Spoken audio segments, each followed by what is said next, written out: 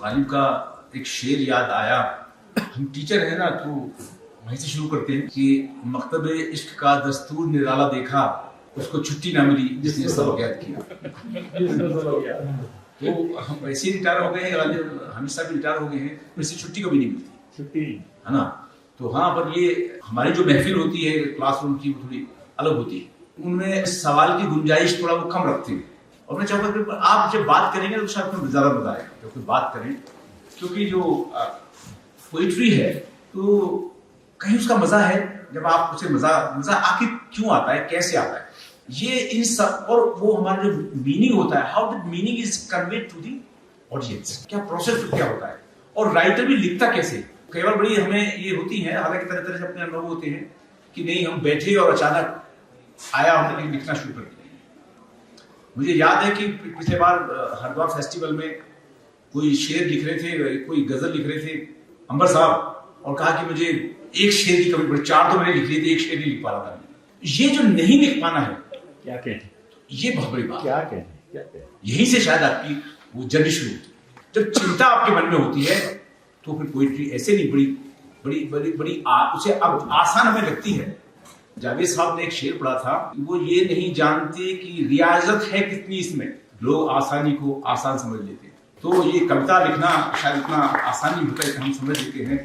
जब वो लिखता है तो वो कितने उसके लेबर पेन्स होते हैं, कितनी वोकैबुलरी उसके पास आती है, और कैसे वो सिलेक्ट करता होगा, क्योंकि सर बच्चों की तरह होते हैं उसके लिए शब्द। तो वो शायद उन सवालों की, उन बातों का जवाब वो हमारी जो संस्कृत पोइटिक्स में आ जाता है। ये एक बड़ा दुर्भाग्य रहा कि जिन्हें संस्कृत आती थी उन्होंने इस पर काम पसंद नहीं किया करना, या बताना भी नहीं सोचते थे, और कोई दूसरा पढ़े तो उस पर भी वो परेशान होते थे। तो ये एक हमारे एक टीचर थे, उन्होंने कहा कि नहीं, अंग्रेजी वाले इस पर काम करें तो ये जो हमारा विचार है आगे तक जाएगा। तो हमारी होती थी professor T R Sharma ji, उन्होंने विचार दिया, बाद में कपिल कपूर साहब मिले, कुशवाहा साहब मिले, और ये चली बात, अब सब पढ़ाई तो जारी है। तो इस बड़े आपकी एक जिंदगी से बिल्कुल बिल्कुल मिली हुई चीजें हैं। जैसे हमारे यहाँ इंडियन पोइटिक्स में 6 स्कूल्स हैं। तो पहला स्कूल में रस है, अलंकार है, रीति है, ध्वनि है, वक्रोक्ति है, औचित्य है। और ये बिल्कुल उसी तरह से जीवन में, और हम रोजमर्रा की बातों में हम सब करते हैं। हम बिना रस के कभी कुछ बात ही नहीं करते। भाई बात में रस नहीं आया आपकी, वो पढ़ाने में रस नहीं आया, फिल्म में रस नहीं आया, मजा नहीं आया, यार एक खूबसूरती दिलाओ जरा अपनी बातों में, खूबसूरत इंसान बनो थोड़ा।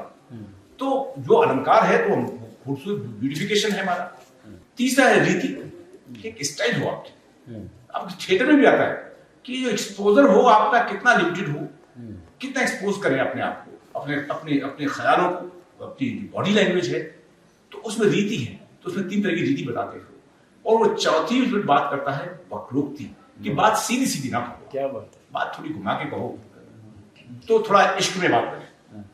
कि ये कहता है कि जो इश्क होता है कि ये तब तक इश्क है जब तक बात इंडायरेक्ट चल रही है, जब तक पानी की तमन्ना है, वो रेफरेंस है हमारी बात। तो इश्क में जब तक रेफरेंस है तब तक इश्क है, रेफरेंस खत्म हुई तो खत्म है। तो कहता वो वक्रोक्ति की बात को थोड़ा पर्दे में पर्दा लगा के थोड़ा चिलमन के साथ करो, तो वक्रोक्ति है। और फिर कहता है कि एक ध्वनि सजेस्टिव कि मीनिंग सजेस्टेड हो वहां कि बात। वो एक शेर है अमजद, इस्लाम अमजद का शायद वो शेर है कि चांद के साथ कई दर्द पुराने निकले, कितने गम थे वो तेरे गम के बहाने निकले, और दिल ने एक ईंट से तामीर किया ताजमहल, तूने एक बात कही लाख फसाने निकले। और फिर लास्ट हमारा औचित्य, प्रोप्राइटी। तो अगर हम देखें आज पोइट्री में भी एक प्रोप्राइटी खत्म होती जा रही है। तो ये थ्योरीज हमें बताती हैं कि हमारा बिहेवियर कैसा हो एज पोइट, कि हम कहीं उस मर्यादा से बाहर तो नहीं जा रहे। जो कल जो बात कर रहे थे कि तो किसी ने कहा मैं ज्यादा बात नहीं करता हूं, मैं बकवास भी नहीं करता हूं, तो ठीक है, तो ये शायद एक मर्यादा है, हमारे मंच की मर्यादा। ये समझ बताते हैं। हमारे यहाँ तो कवि के लिए भी एक मर्यादा है कि आप ज्यादा लोगों से फालतू बात ना करें और बाजार में कम जाए, कि वरना पता आप आलू पे लड़ोगे किसी से झगड़ा करते हुए, या किसी रिक्शे वाले से कर रहे होगे, सौदेबाजी करी, 5 रुपए दूंगा 3 रुपए दूंगा, कि ये कवि की बात नहीं है। कि कवि तो सहृदय है, कि जब तक सहृदय नहीं होगा तब तो कवि नहीं बनता। तो सहृदय हमारे इसमें कहता है कि सहृदय, so you need to elevate yourself to the level of that Brahm. तो ब्रह्म कोई और नहीं है, that state of high blissfulness. अब ब्लिस में होते क्या भूल गए हम कि मैं तो भूल ही गया। जो अंबर साहब जो लिखते हैं, मैं सोचता हूं, मैं कल्पना की मैंने उस दिन जब बात बताई कि एक शेर लिखने के लिए मैंने कहा, एक अम्मा को देखा, वो शायद वो मांग रही थी कोई वो क्या आपका खाने बनाने वाला जो होता है ना गैस का सिलेंडर, वो मैंने देखा कुछ तो मतलब कितनी अंदर उथल पुथल रहती होगी और कितना सहृदय होता होगा उस वक्त मन, कि जब किसी के दुख को हम देख रहे हो और उसे उतार रहे हो पन्ने पे किसी कागज पे और देख रहे हो, तो वो कैसे आइडेंटिफिकेशन हो जाता है। ये सब कि आखिर ये होता कैसे, इसका प्रोसेस क्या होता है। तो इन सवालों को लेकर तुम्हारे यहाँ 6 हैं। तो पहली जैसे बताए रस, और रस में वो कहता है रस की, जैसे हम जब जो भी कुछ करते हैं एक कॉज होता है, कारण है। तो कारण, भाव और एक्शन, कॉज एंड इमोशन, कार्य, कारण और भाव। इन्हीं चीजों को भरत के नाट्य शास्त्र में पूरा यही सिस्टम उसका, वो कहता है विभाव, अनुभाव, व्यभिचारी, संयोगाद, रस, निष्पत्ति। अगर आपका जो गीता में भी जो भगवान कृष्ण कहते हैं कि आपको कहते हैं जो आप छोड़ दो फल की इच्छा मत करो, तो आप एक होता है ना इंस्ट्रूमेंट, सितार गिटार पे आप देखें तो उसमें जब आप ढीले रखेंगे तो उसमें आवाज नहीं आती, बहुत टाइट करेंगे टूट भी जाएगा। तो मध्य में जब आते हैं तो तार खत्म हो जाते हैं, उसमें संगीत आ जाता है।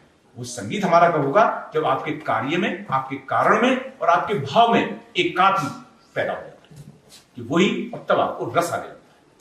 उसी के वही कसौटी है किसी फिल्म को देखने की, किसी थिएटर में जाने की, किसी प्ले को देखने की, किसी पोएट्री को समझने की, कि अगर वो एकात्म है तो वो कभी सक्सेसफुल है, और नहीं तो फिर हम तुकबंदी करेंगे।